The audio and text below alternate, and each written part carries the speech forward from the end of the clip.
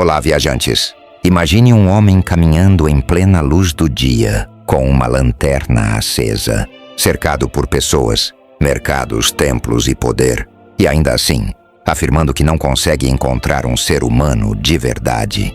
Não é uma cena fictícia, é um ataque frontal à forma como a humanidade escolheu viver. Antes de qualquer conforto, antes de qualquer moral bonita, existe uma pergunta que poucos têm coragem de encarar.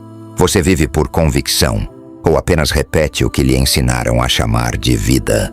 A filosofia que você está prestes a ouvir não foi feita para agradar, motivar ou entreter. Ela foi criada para rasgar ilusões, expor dependências e revelar o quanto a civilização pode ser apenas uma prisão bem decorada. Diógenes não queria seguidores, queria consciência. E tudo começa quando você aceita olhar para si mesmo sem desculpas, sem máscaras e sem o anestésico social chamado normalidade. Se essa pergunta já te causou desconforto, então você está exatamente onde deveria estar. Procura um homem. Essa foi a frase que Diógenes de Sinope gritou em plena luz do dia, caminhando pelas ruas com uma lanterna acesa, não porque estivesse escuro, mas porque, segundo ele, a humanidade havia se tornado invisível para si mesma. Essa cena não é uma metáfora suave, é um ataque direto à hipocrisia humana. Diógenes não buscava corpos, buscava verdade. Ele denunciava uma sociedade que se dizia virtuosa, mas vivia de aparências, cargos, títulos e falsas necessidades. Ao acender uma lanterna ao meio-dia, ele expunha o vazio por trás das máscaras sociais, revelando que quanto mais civilizada a cidade parecia, mais distante estava da essência humana. Essa frase atravessa séculos porque ainda dói. Ainda vivemos cercados de pessoas que perderam a própria identidade em troca de aceitação, conforto ou status. A lanterna de Diógenes continua acesa, e a pergunta permanece ecoando. Onde está o homem de verdade em meio a tantos personagens? Diógenes escolheu viver como um cão, não por miséria, mas por desprezo consciente às convenções sociais. Ele rejeitou casas luxuosas, riquezas e honrarias porque entendia que quanto mais coisas o homem possui, mais coisas passam a possuí-lo. Sua filosofia não era feita para ser confortável, era feita para ser libertadora. Ao morar em um barril, ele mostrava que a felicidade não exige excesso, exige lucidez. Enquanto a sociedade corria atrás de reconhecimento, ele corria na direção oposta, arrancando da própria vida tudo aquilo que era supérfluo. Cada gesto seu era um tapa simbólico no rosto de uma civilização obcecada por acumular. Diógenes não criticava o mundo com discursos longos. Ele vivia como prova viva de que a maioria das necessidades humanas são invenções sociais. Sua existência era um espelho cruel, refletindo o quanto as pessoas se escravizam voluntariamente para manter uma imagem que nunca será suficiente. Quando Alexandre, o Grande, o homem mais poderoso de seu tempo, ofereceu realizar qualquer desejo seu, Diógenes respondeu apenas: "Saia da frente do meu sol." Essa frase não é arrogância, é soberania. Diógenes não precisava de favores, proteção ou validação. Ele já era livre, enquanto Alexandre dominava territórios. Diógenes dominava a si mesmo.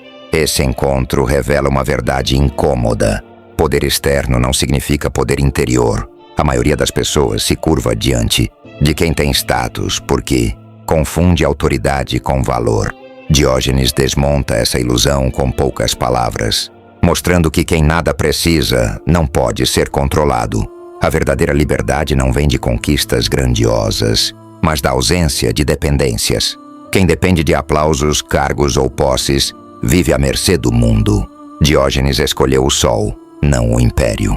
E essa escolha expõe o quanto a sociedade moderna ainda se ajoelha diante de sombras.